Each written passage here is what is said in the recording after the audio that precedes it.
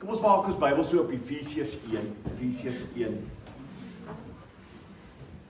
Ek hoop jy geniet Efesiërs net soos ek. Wat is wonderlike gedeelte.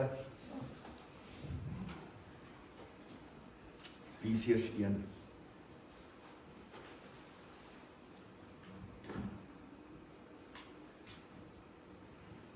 Kom ons buig net ons hoofde saam. Here, dit is vir ons so 'n voorreg om vanmôre ons Bybels te kan oopmaak. Here, baie keer vergeet ons wat alles deur die geskiedenis moes plaasvind vir ons om die Bybel in ons eie taal te hê. En ons loof en prys die Here vir die manne wat hier deur die geskiedenis gebruik het met die vertalingswerk. Dankie Here dat mense vanmôre deur die wêreld u woord in hulle eie taal het en dit kan lees. Maar Here, dit bring ook ons by 'n punt van erns as ons besef dat ons u woord in ons eie taal het. Waar ons mekaar moet afvra as ons besig om gehoorsaam aan die woord ook te wees. Want Here, ons het geen verskoning as ons eendag voor U staan, as ons U woord verdraai het nie. As ons U woord nie gehoorsaam het. Want Here, U woord is duidelik. Ons bid Here dat ons in hierdie oomblikke werklik waar onder leiding van die Gees U woord sal aanhoor en dit sal gehoorsaam. Dankie dat ons vanmôre kan bid, dan Helena ook wat vanmôre nie hier is nie. Ons bid dat U vir haar sal styf vashou en vinnig ook sal gesond maak. Ons weet Here dat U absoluut in beheer is ook oor haar lewe. Spreek Here, want U slawe luister. Amen. Efesiërs 1. Kom ons lees weer van vers 3 af. Dit is altyd goed om terug te kyk en deur hierdie gedeelte te werk. En ek wil hê jy moet weer sien hoe God in beheer is van alles. Dit is so belangrik as jy deur hierdie verse, want ons lewe in 'n tyd waar God nie meer die een is wat alles bepaal nie, maar die mens. So kom ons kyk na hierdie gedeelte en ons kyk wat sê dit vir ons as gelowiges. Efesiërs 1 van vers 3 af. Lofwaardig is die God en Vader van ons Here Jesus Christus. Dit is hy wat ons in Christus geseën het met elke geestelike seëning in die hemel. So het hy ons voor die grondlegging van die wêreld in hom uitgekies, sodat ons heilig en onberispelik in liefde voor hom sou wees. Nadat hy ons voorbestem het om ons deur Jesus Christus as sy kinders aan te neem, soos hy dit volgens sy wil goed gedink het. Ek wil net iets sê hier. Ek kan nie verstaan dat jy Efesiërs in jou Bybel het en kan sê dit was jou besluit. Jo! Vers 6. Tot lof van die heerlikheid van sy genade, waarmee hy ons in die geliefde begenadig het. En hom het ons die bevryding deur sy bloed, deur die vergewing van ons oortredings, uit die rykdom van sy genade, wat hy oorvloedig aan ons geskenk het, saam met alle wysheid en insig. Hy het die geheimenis van sy wil aan ons bekend gemaak, soos hy dit goed gedink en in Christus voorgeneem het, om die volheid van die tye te bestuur, om alle dinge, die dinge in die hemel en die dinge op die aarde, onder een hoof in Christus saam te bring. In hom is ons ook as erfgename uitverkies, voorbestem volgens die voorneme van die een wat alles volgens sy raad en wil laat gebeur. So dis vir ons vanmôre is vers 11. Vers 12, sodat ons wat van die begin af ons hoop op Christus gevestig het, kan bestaan tot lof van sy heerlikheid. In hom is julle toe julle die woord van die waarheid, die evangelie van julle verlossing gehoor en tot geloof gekom het, verseël met die Heilige Gees wat beloof is.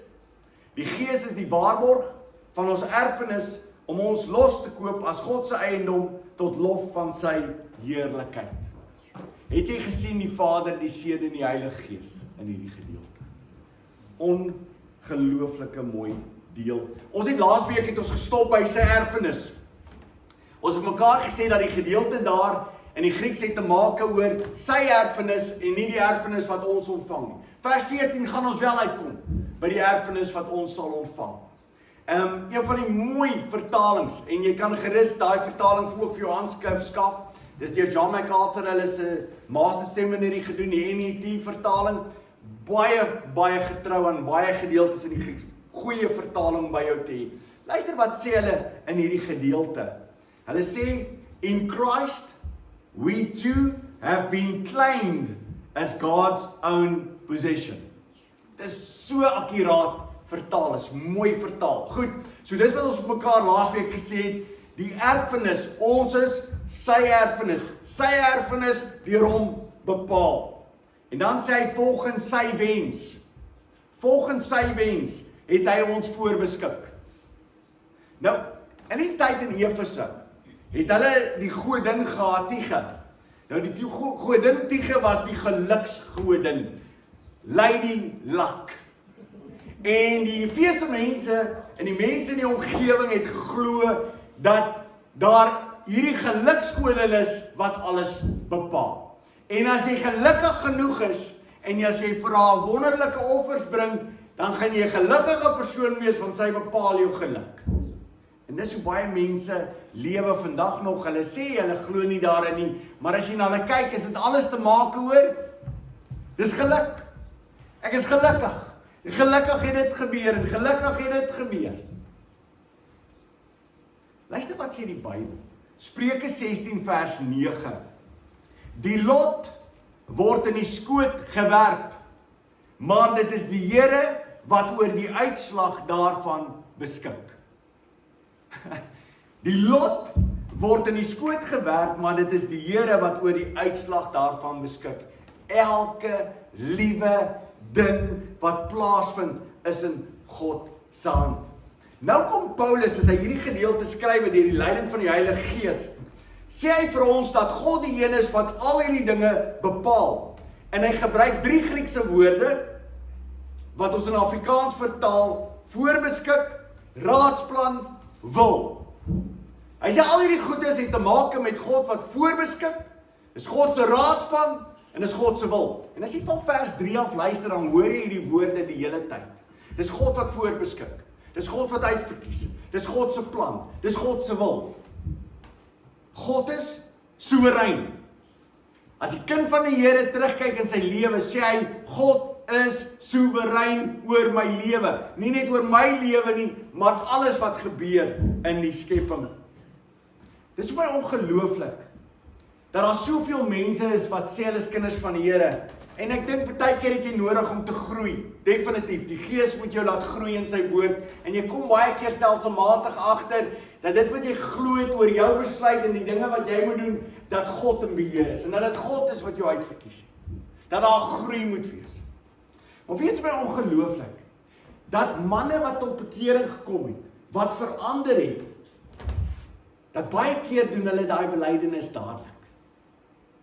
Luister 'n bietjie na een van die groot konings van die geskiedenis, Nebukadneser. Hierdie magtige koning oor Babylon. En almal van ons weet wat met hom gebeur het. Hy vreet gras.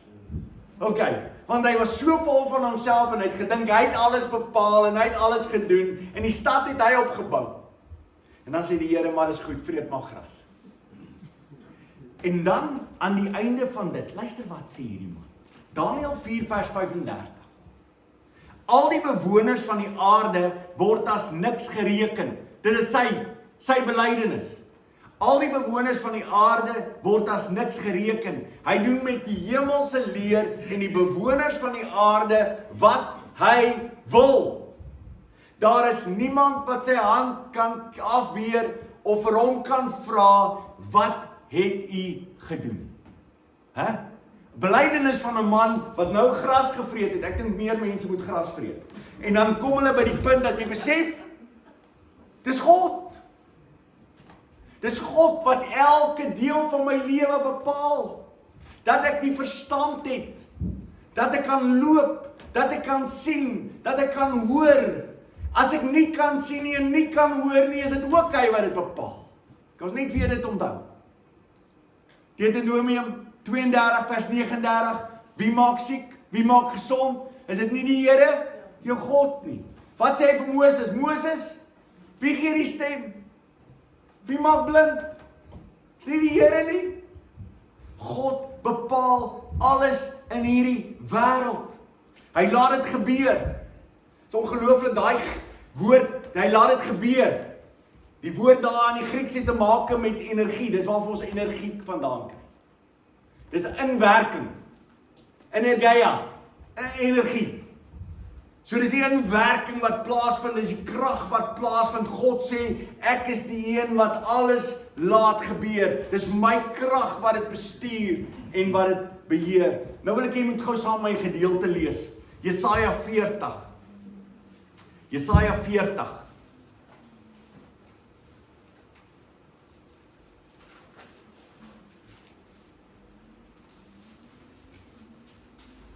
Jesaja 40. Ons lees van vers 12 af.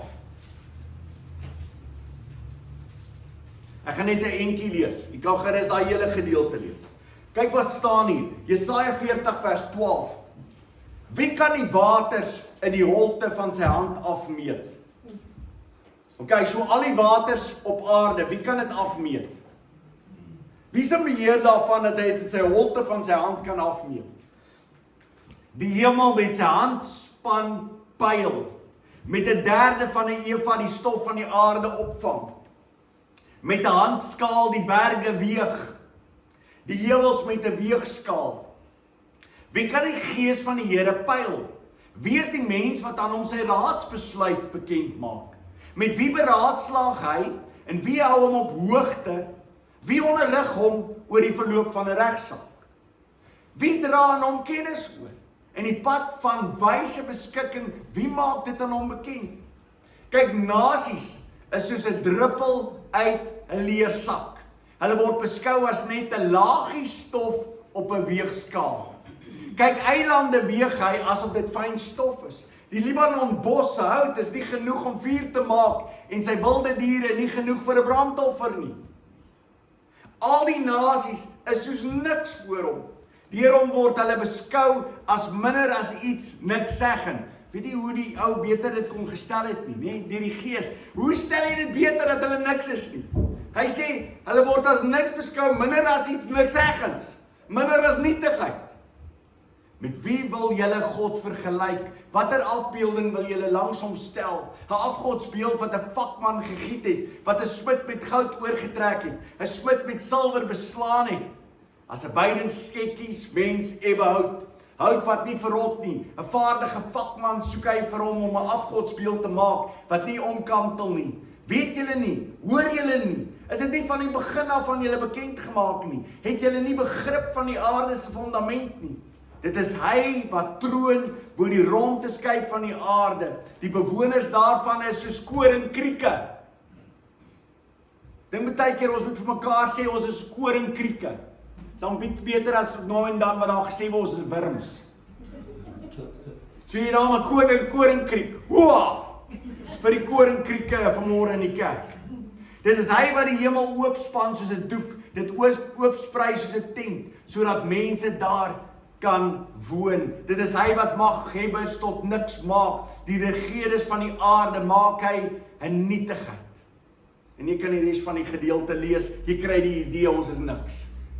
En die wêreld is niks nie. En hy is in beheer van alles. Hy bepaal alles. Alles vind plaas volgens sy raadsplan. En dan gaan die gedeelte verder en hy sê nie dit nie. Alles vind plaas tot sy heerlikheid, tot sy lof.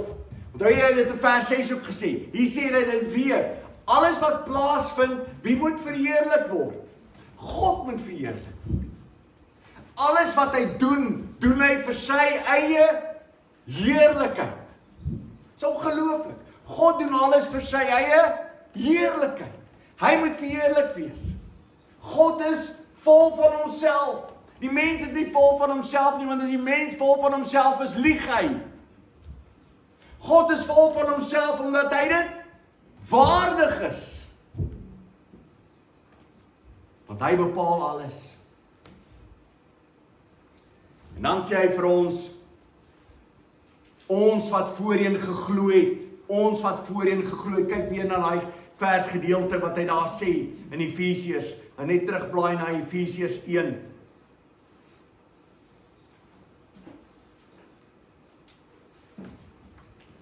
Hy sê daar, ons die eerste gedeelte, in hom is ons ook erfgename, vers 11, uitverkies, voorbestem volgens die voorneme van die een wat alles volgens sy raad en wil laat gebeur. Sodat ons, wat van die begin af ons hoop op Christus gevestig het, kan bestaan tot lof van sy heerlikheid. Sodat ons, wie is hierdie ons? Dis baie keer kan ons mekaar sê, ja, definitief Jode en heidene, want dit gaan deur Efesiërs. Hy gaan nou met die heidene spesifiek praat. Maar in die begin, aan wie is die boodskap in die begin verkondig? Aan die Jode. Handelinge 11 vers 19. Die wat dan verstrooi was deur die verdrukking wat oor Stefanus ontstaan het die land deurgegaan tot by Fenisië en Cyprus en Antiochië, sonder om tot iemand die woord te spreek, behalwe tot die Jode alleen. So die evangelie het eers uitgegaan na die Jode. Romeine 1 vers 16. Ek skaam my immers nie vir die evangelie nie, want dit is die krag van God tot verlossing vir elkeen wat glo, eerste vir die Jood, maar ook vir die Griek. Eerste vir die Jood, maar ook vir die heiden. So die boodskap het eers te gaan na hulle toe. Paulus kan getuig, hoor hierso, ons het dit aanvaar. En dan wat sê hy net in die volgende gedeelte? In hom is julle. In hom is julle. So nou ewe skielik is dit almal het deurgegaan. Die Jode het getuig, mense uit die Jode nasie, wat uit die Jode uitkom het getuig, dit is die waarheid. Hulle lewens is verander. En dan heidene het ingekom, en hulle het ook getuig, God het ons lewens verander. Alles het plaasgevind, omdat God dit so bepaal het, in sy almag. En julle, wat het julle gedoen? Julle die woord van die waarheid het julle gehoor. En toe julle die woord van die waarheid gehoor het julle dit aanvaar. Julle lewens is verander. Hy gaan nou sê hoe dit plaasgevind het, maar julle die woord van die waarheid het julle aanvaar. Jy sien wat so ongelooflike van die Christelike geloof. En waarom so baie mense Christene haat? Want Christendom is eksklusief. Christendom sê, daar is net een manier om in die hemel te kom. Dit is eksklusief. Al die ander sê, jy moet probeer, jy moet jou beste probeer. Die Bybel sê nee, die waarheid is, dit is geld net deur Jesus Christus. Daar is net een manier. Johannes 14 vers 6, bekende teksgedeelte, jy moet dit ken uit jou kop uit. Jesus sê vir hom, ek is die weg en die waarheid en die lewe, niemand kom na die Vader behalwe deur my. Dis eksklusief. Hoekom haat mense dit? Want die Bybel sê vir jou, daar is geen ander weg nie. Ons lewe vandag in 'n wêreld wat almal moet sê, nee, ons is maar een van die ander godsdienste. Ons is een van die wee, maar al die ander wee is nie sleg nie. Die Bybel sê, daar is geen ander weg.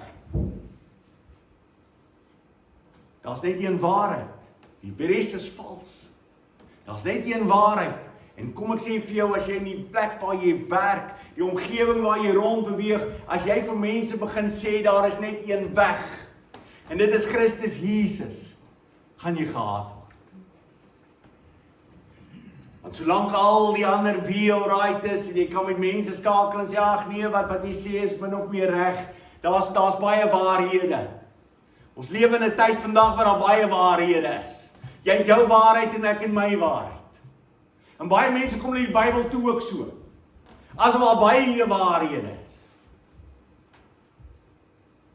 Dit is my baie keer tragies om te kyk wat mense vandag opdis as die evangelie en hoe hulle die Bybel vandag lees. En dan dink ek by myself, en my vraag is gewoonlik, het enigiemand deur die geskiedenis dit al ooit so gelees? Maar ons verdraai en ons pas aan, want ons is besig met ons eie waarheid, en as ons dit nie pas nie, dan draai ons dit so 'n bietjie aan, sodat dit my pas. Wie of jy dit al ooit gedoen het? Die Bybel lees, en jy's geskok oor wat die Bybel sê, en dan wil jy dit so 'n bietjie verdraai. Jy wil dit so 'n bietjie aanpas.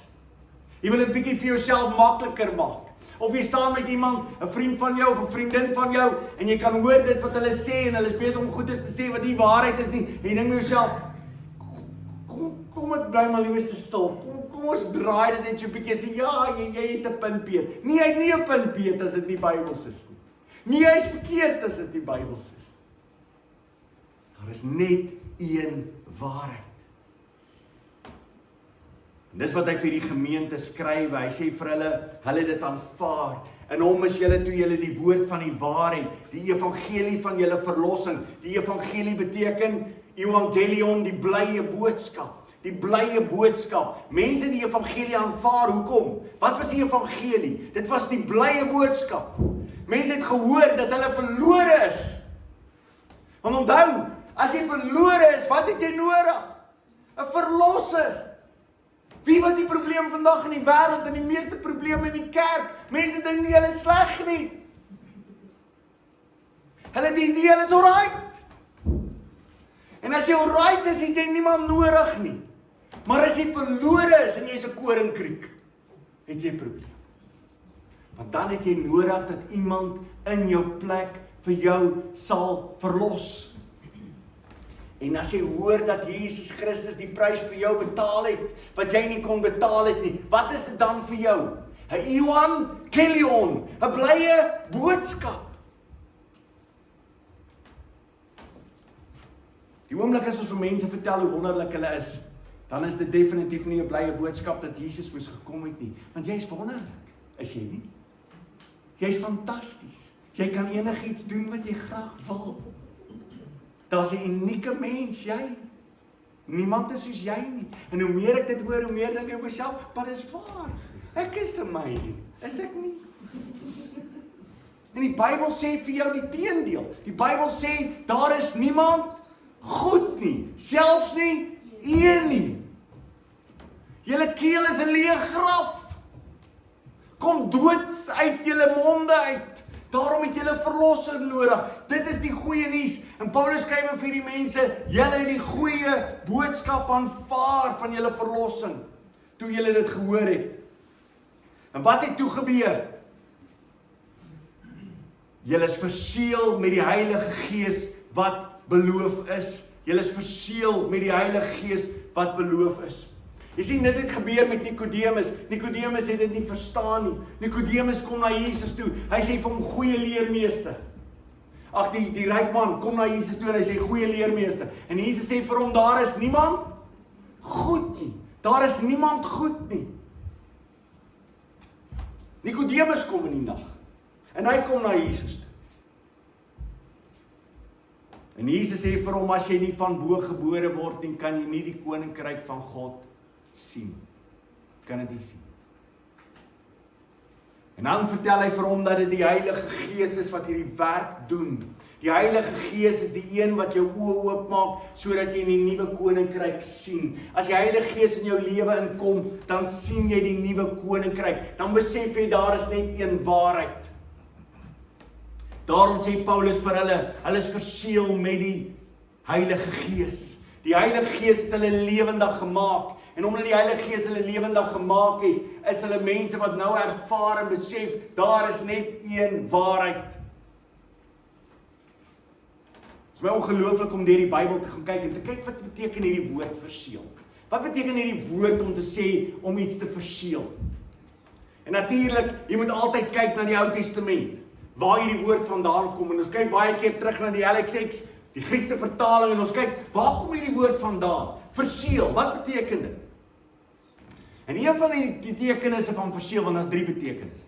Maar die een wat ons vanmôre oor praat, van verseël, het te maak met dit wat in Esegiel 9 gesê word. So hierdie verseël het te maak, ek maak jou deel van my. Dis eienaarskap. Jy bring iemand in. Deel van God se volk wat aan hom behoort.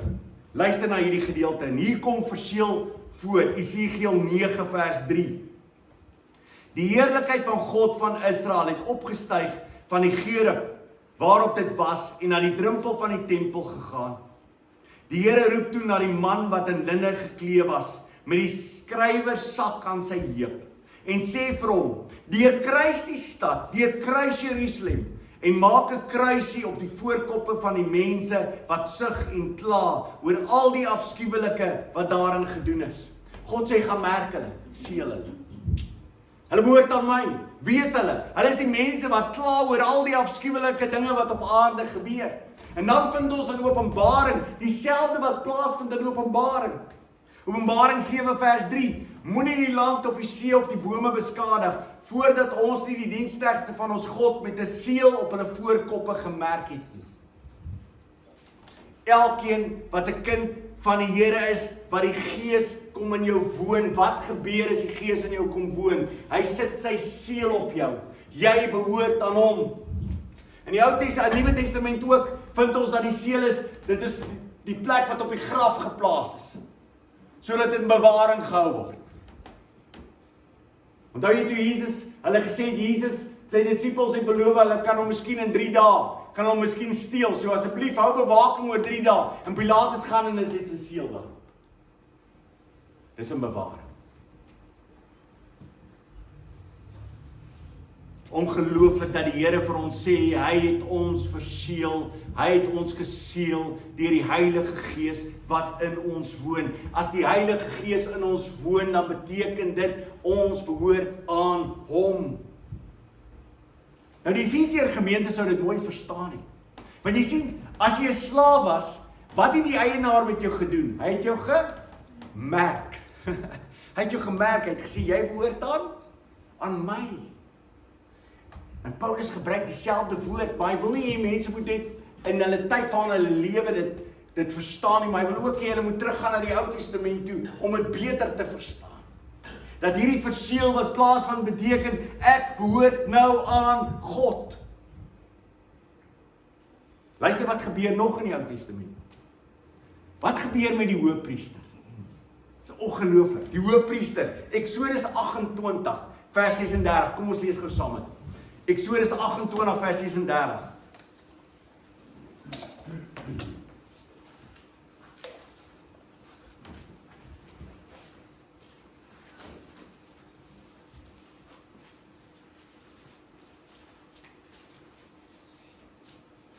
Eksodus 28.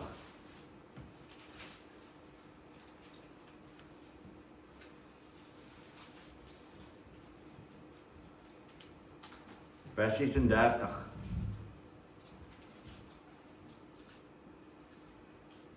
Hierdie het te maak met die klere wat Aaron, wat die hoëpriester moes gedra het. En dan vers 36, jy moet 'n roset van suiwer goud maak en daarop grafeer, soos wanneer 'n seelring gegrafeer is, soos dat hy verseël word, né? Dis wat gebeur met 'n seelring, gegrafeer word. En wat word daarop geskrywe? Op die hoëpriester. Wat moet hy die heeltyd by hom dra wat op hom geskrywe is? Heilig vir die Here. Dis verseël. Die hoëpriester dra die seël, hy is heilig vir die Here. Soos jy hoor in die Nuwe Testament, dat al gesê word, ons is verseël deur die Heilige Gees. Waarom dink jy? Ek het nou dit ontvang wat Aaron ontvang het. Die seël wat beteken, ek is heilig vir die Here. Kan jy verstaan, hoekom deur die hele Nuwe Testament? As Paulus skryf aan die gemeentes, wat sê hy vir hulle? Ek skryf aan die heiliges. Hoekom? Want hulle is verseël. Hulle is verseël. Hulle behoort aan God, die Heilige Gees woon in hulle. Daarom kan hy net later aan skryf in 1 Korintiërs, kan hy vir hulle vertel, wat is julle nou? Julle is die tempel. Julle is heilig. Julle is die tempel. Maar die Gees is nou soveel meer. Ek wil hê jy moet daai gedeelte verder kyk in Efesiërs 1 vers 14. Kyk verder wat hy sê van die Gees wat in ons woon. Vers 14. Die Gees is die waarborg van ons erfenis. Die Gees is die waarborg van ons erfenis. So nie net is die Heilige Gees die seël nie, ons behoort aan hom nie, dit is ook die waarborg. Die ou vertaling sê die onderpand. Hy is die onderpand. Nou waar kom daai woord vandaan? 'n Onderpand. In die Ou Testament lees ons dit een keer, hierdie onderpand. En dit is baie interessant genoeg waar dit voorkom.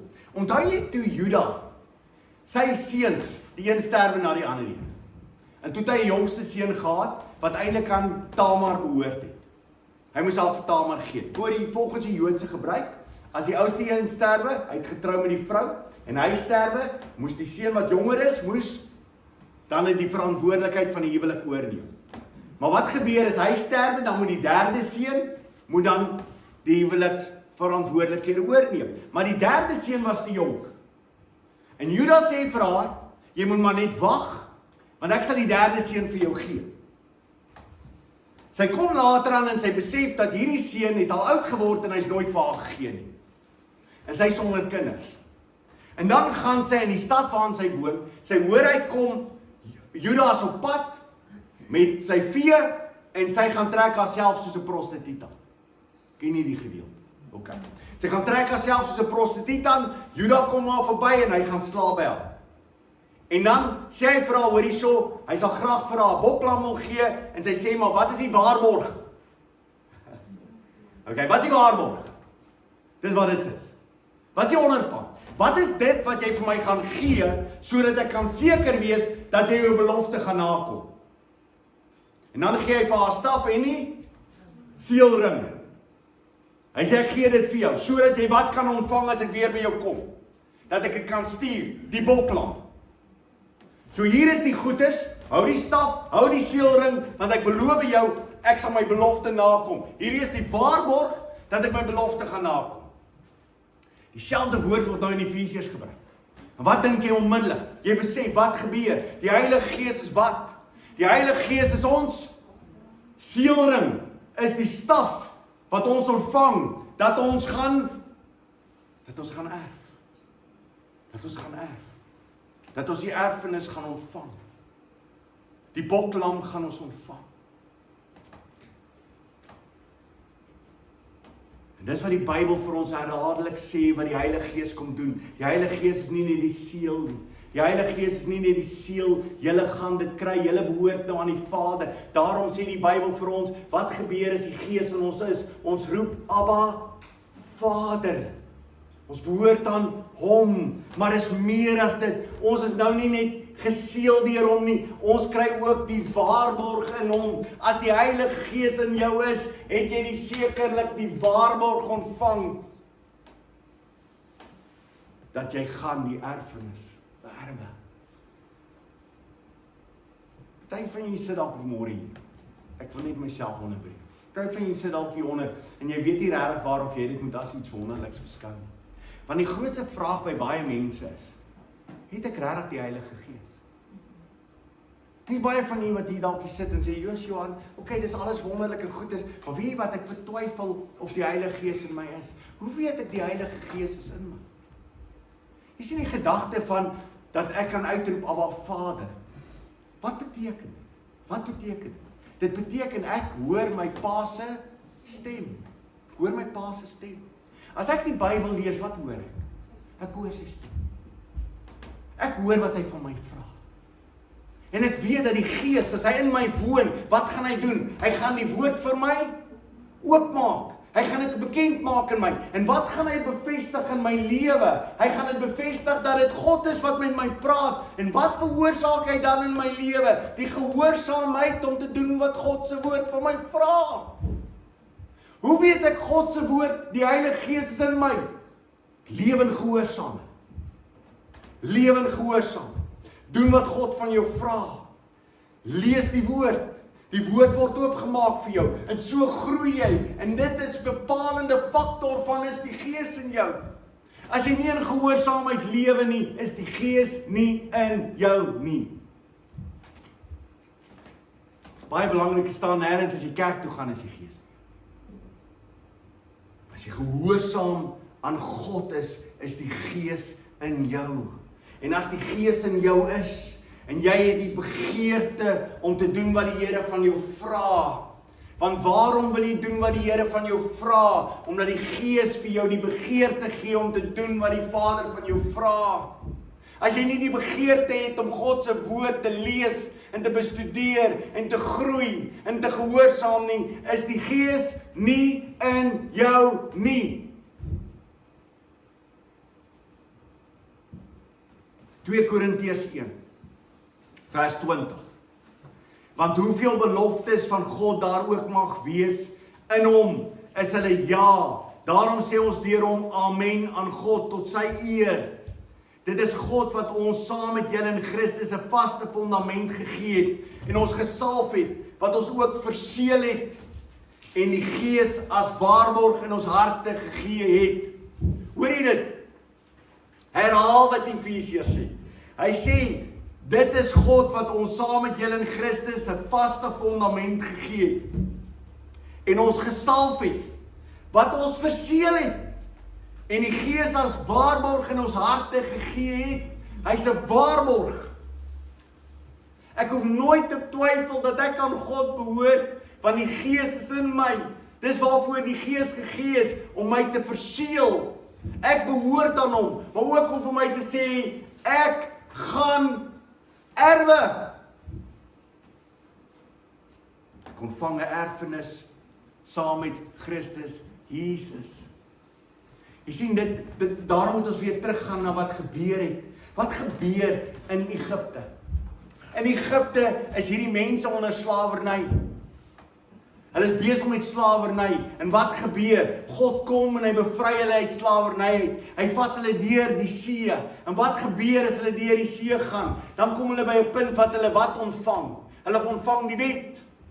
Om gehoorsaam te wees. Is hulle al reeds bevry?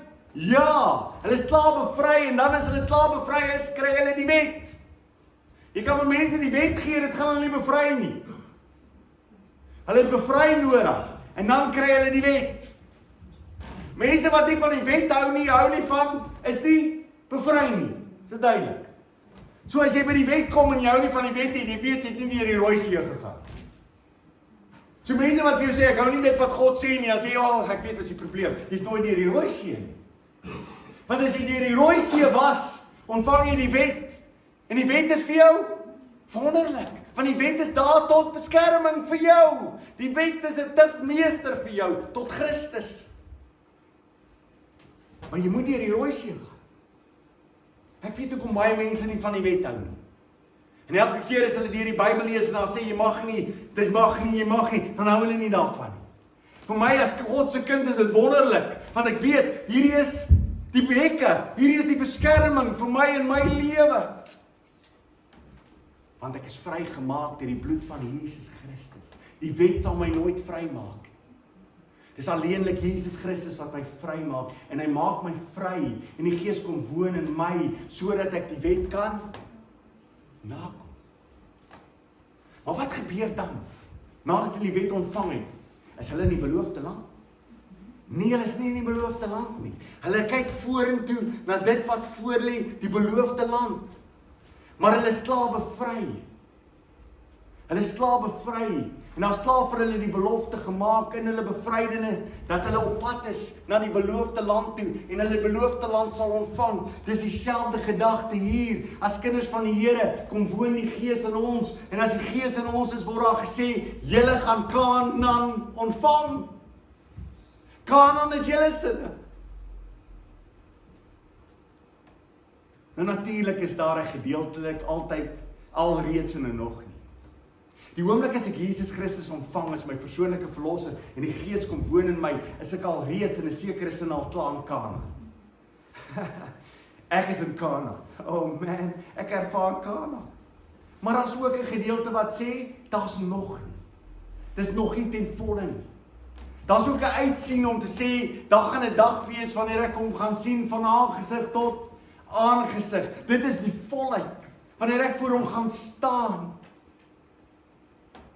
So in hierdie wêreld sit ek met 'n alreeds in Christus, met die Gees wat in my woon, en as die Gees in my woon, wat gebeur? Ek het ongelooflike oorwinning. Daar's vreugde. Maar daar's altyd 'n uitsien. En daarom sê Romeine 8 vir ons, daarom saam met die skepping sug ons. Hoekom sug ons? Omdat Christus nie alreeds in ons lewens is, die Heilige Gees nie alreeds in ons lewens is nie. Nee, dit is so. Waarom sug ons? Omdat ons verlang na die ten volle. Ten volle. Deuteronomium 12 vers 9. Want jy het nog nie gekom in die rusplek en die erfenis wat die Here jou God jou sal gee nie. Hy sê dit vir die volk. Nadat hulle uitgetrek het, sê hy vir hulle, julle het nog nie gekom in die rusplek en die erfenis wat die Here jou God sal gee. Jy's vandag nog as jy in die woestyn, jy's besig om te veg. Ons stryd is nie teen vlees en bloed nie, maar teen die owerstede, owerhede en die magte in die lig. Het julle al ooit, sê in Hebreërs, het julle al ooit so 'n stryd gevoer teen die sonde dat dit 'n saak vir julle gaan het tussen lewe en dood? Dis die woestyn. Dis 'n deel van ons is nog steeds hier en my vlees wil nog steeds met my beklei. Ek wil vir die Here lewe. Sy Gees is in my, maar ek ervaar nog steeds hierdie stryd wat aangaan in my lewe van 'n vlees wat sê ek wil hê jy moet doen wat ek wil hê jy moet doen. En daarom sê hy ook vir die volk terwyl hulle in die woestyn is, sê hy vir hulle, want julle het nog nie gekom in die rusplek, Daar's 'n ten volle rus. Het ons in Christus al reeds die rus ontvang? Ons moet dit vir mekaar sê. Het ek al reeds die rus ontvang in Christus Jesus? Ja, ek het. Hoekom? Hoe weet ek dit? Daarom vier ek nie meer die Sabbat nie. Wat het nou gebeur? Ons vier die Sondag. Waarom die Sondag? Want dit is die opstandingsdag. Christus het opgestaan, hy kom woon in my, en nou elke dag van my lewe wandel ek saam met hom, en daar is rus tussen my en die Vader deur Jesus Christus. Is dit in 'n volle rus? Nee, daar is nog wat voor lê. Die ten volle rus is eendag as ek by hom is, en ek is vry van alle sonde. Daar's nie meer 'n stryd met die vlees nie, ek ontvang 'n nuwe liggaam, 'n verheerlikte liggaam. En dan sê hy Deuteronomium 10:12 vers 10, maar julle sal deur die Jordaan trek en woon in die land wat die Here julle God julle laat erwe. En hy sal julle rus gee van al julle vyande rondom en julle sal veilig woon van al jou vyande. Alles waarmee jy stryd voer teen die magte in die lig, teen jou eie vlees, teen jou begeertes. Die Here sê daar is 'n stryd. Daar's 'n stryd in die woestyn, maar daar gaan 'n dag aanbreek wat ons deur die Jordaan sal gaan. Wanneer sal daai dag wees? As ek sterf. Of as Christus my kom haal. Daarom is die dood iets waarna die gelowige uitsien. Is dit nie? Dit is my baie keer vreemd dat gelowiges nie dat die dood uitsien. Ek sien uit na die dood. Elke dag as ek fight met my eie vlees, sê ek, daar gaan 'n dag aanbreek wat ek deur die Jordaan gaan en sê, ek is in Kanaan. Ek is vry. Ek is vry van Johan Lou.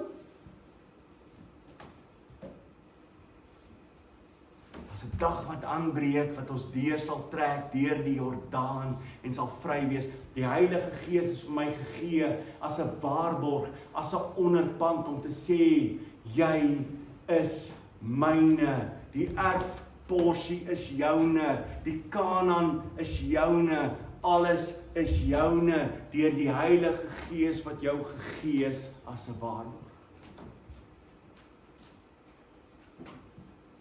Een van die grootste tragedies is hoeveel mense sterwe in die woestyn in Israel. En ons weet dat die Bybel vir ons sê, hulle was nooit deel van my. Maar ek dink daar's baie mense wat vandag in die kerk is, wat dink hulle is in die tydperk van die woestyn, hulle is op pad na Kanaan, en wat nooit Kanaan sal bereik. Waarom? Want die Gees is nie hulle. Want die Gees is nie hulle. Luister mooi wat sê die Bybel vir ons, die Gees wat in ons is, wat gebeur? Want hy sê daar sekere mense wat die koninkryk van God, wat Kanaan nie sal ingaan nie. Wie is hulle? Efesiërs 5 vers 5, want dit moet julle goed begryp, geen hoereerder, iemand wat heeltyd besig is met die seksuele buitekant die huwelik, of dit nou op die rekenaar is, waar ook al dit is, enige goed is wat jy na luister, wat buitekant God se wil is, wat hy vir jou bepaal in die huwelik. Dis buitekant. Hy sê geen hoereerder. Hy sê geen onreine. Mense wat besig is met die verkeerde dinge in hulle lewens. Geen gierigaard. As jy begeerte het na geld, en alhoewel jy kan praat is geld. Geen gierigaard. So iemand is 'n afgodedienaar. Iemand wat gierig is 'n afgodedienaar. Het 'n erfdeel aan die koninkryk van Christus en van God nie. Jy sal nooit Kanaan sien nie. Want die Gees is nie in jou nie. Want die Gees in jou is, sal hy jou aankla. As jy besig is met sonde, is dit nie so nie. As jy besig is met sonde in jou lewe, is die Gees nie besig om jou aan te kla. Wie van jou nie? As ek iets verkeerd doen, dan weet ek onmiddellik. Want die Gees is in my. En dit is vir my wonderlik. Want ek wil nie iets doen wat verkeerd is. En dis wat die Bybel vir ons sê verder. Hy gaan verder. Galasiërs 5 vers 21. Tuurlik, het word herhaal ook in 1 Korintiërs 6. Maar Galasiërs 5 en 21. Afguns, dronkenskap, gevyf en hierdie soort dinge waarteen ek julle al nou weer waarsku, soos ek julle vroeër gewaarsku het. Naamlik diegene wat sulke dinge doen, die koninkryk van God nie sal beerf nie. Sal dit nie beerf nie. As jy volhard in sonde vanmôre, moet jy weet die Gees van God is nie in jou nie. Wat sê 1 Johannes? As jy aanhou sondig, is jy nie 'n kind van die Here nie. As jy aanhou sondig. Doen ons sonde in ons lewens? Ja. Maar as jy aanhou met sondig, is die God nie in jou nie. Die Heilige Gees is nie in jou nie. Want dis wat die Heilige Gees doen, mense, vanmôre. As ons op na die Heilige Gees kyk, is ons opgewonde oor die Heilige Gees se werking in ons lewens. Wat het hy gedoen? Hy het my geseël. Daarom as mense praat van dat ons verseël moet word deur God en dan gaan een of ander merk op ons wees. Nee. Ek is klaar verseël, sien jy my merk? Die seël is my merk. Die Heilige Gees wat in my woon is my werk. Ek weet vanmôre verseker dat ek behoort aan die lewende God. Vanmôre weet ek dit. Ek het geen twyfel daaroor nie. Baie mense as jy vir hulle sê, die Here woon in my, ek behoort aan hom, as jy is arrogant. Hoe kan ek arrogant wees? Ek sou lieg om te sê dit is nie so nie. Want die Gees woon in my. En nie net woon die Gees in my nie, die Gees is ook my waarborg. Ek het die waarborg klaar ontvang. Wat is die waarborg vandag ook? Jy ontvang 'n waarborg dat jy iets is klaar betaal ten volle. Hier is die waarborg, jy sal dit kry. Dis die waarborg. Die prys is aan Jesus Christus klaar betaal. Die waarborg is gegee. Ek sal die hemel ontvang ten volle.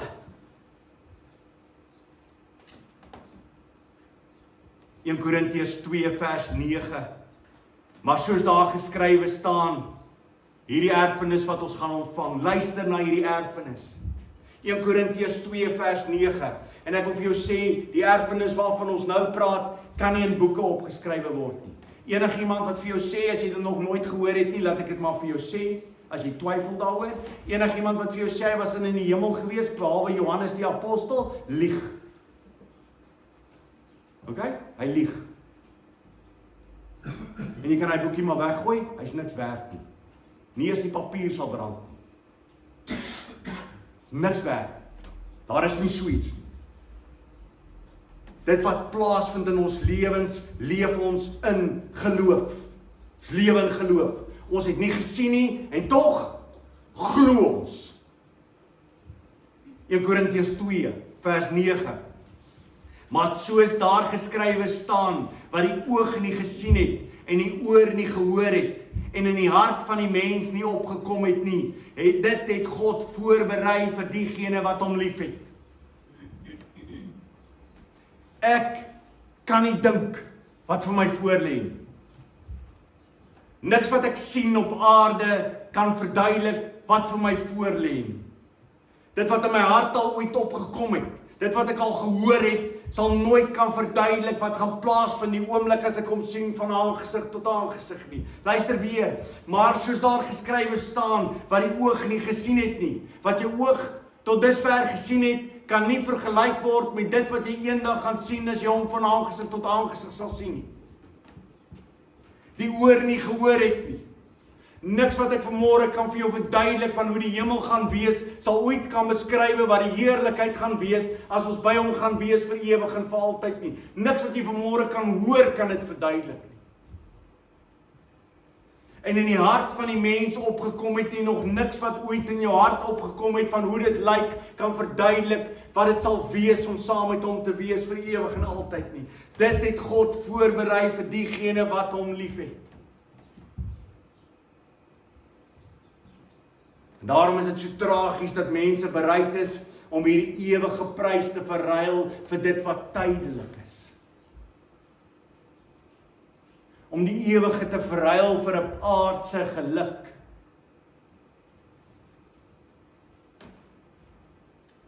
Kinders van die Here, die Bybel beloof vir ons, dit wat ons in Christus Jesus het, is vir ons gegee deur die Gees. Die Gees is die seël vir ons, dat ons aan hom behoort. Die Gees is die waarborg van ons erfenis, om ons los te koop as God se eiendom, tot lof van sy heerlikheid. Hoor jy dit weer? Hy sluit weer af vers 14. Waaroor gaan alles, my liewe broer en suster in die Here? Waaroor gaan alles? Waaroor het jy die Gees ontvang as seël? Waarom het jy die Gees ontvang as waarborg? Waarom gaan jy die erfenis ontvang vir ewig saam met God? Waarom?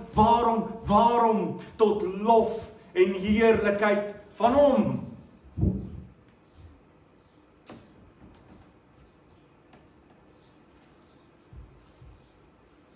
Daar is niks in hierdie verhaal van vers 1 tot vers 14 waaroor ek kan roem nie. Elke vers, elke gedeelte vertel vir my wat God die Vader, God die Seun en God die Heilige Gees vir my gedoen het. Vanmôre sluit ons af met vers 14 wat die Gees vir my gedoen het. En ek dink jy kan hier uitstap met ongelooflike vreugde. En sê, wie wat nooit in my lewe hoef ek ooit te twyfel nie. Die Gees woon in my. Ek het die seël ontvang. En al sien jy dit nie, ek weet dit. Ek weet dat ek aan hom behoort, want ek is seker hy woon in my. En daar gaan 'n dag aanbreek wat ek deur die Jordaan gaan beweeg. En ek hierdie wêreld gaan verlaat. Moenie vir een oomblik hartseer oor my wees. Ek gaan waar ek behoort te wees. En ek gaan my Verlosser sien. En ek gaan ervaar dit wat elkeen van julle na smag. Om hom te sien. My Verlosser. Van aangesig.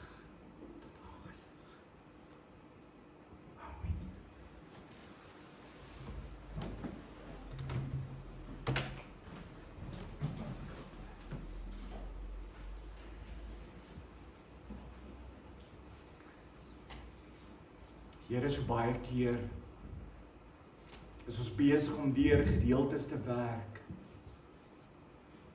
Baie keer raak ons stilte tyd vir ons half 'n plig wat ons kan afmerk. Maar Here, as ons regtig waar net stil raak en die woord lees en dit oordink, dan kom ons onder die ongelooflike besef van wie U is. Here, ons het hierdie afgelope weke deur hierdie verse gewerk van vers 1 tot vers 14. Vanmôre klaar met vers 14 en ons wil vir U sê, Here, in hierdie hele gedeelte, besef ons U alleen kan die lof en die eer ontvang. Here, alles het U gedoen tot U heerlikheid, tot U lof. En vanmôre wil ons U loof en prys. Here, daar's niks in ons wat ons ooit nog kan doen, wat ooit kan verdien, dat U ons verlos het deur die Seun, Jesus Christus, aan die kruis.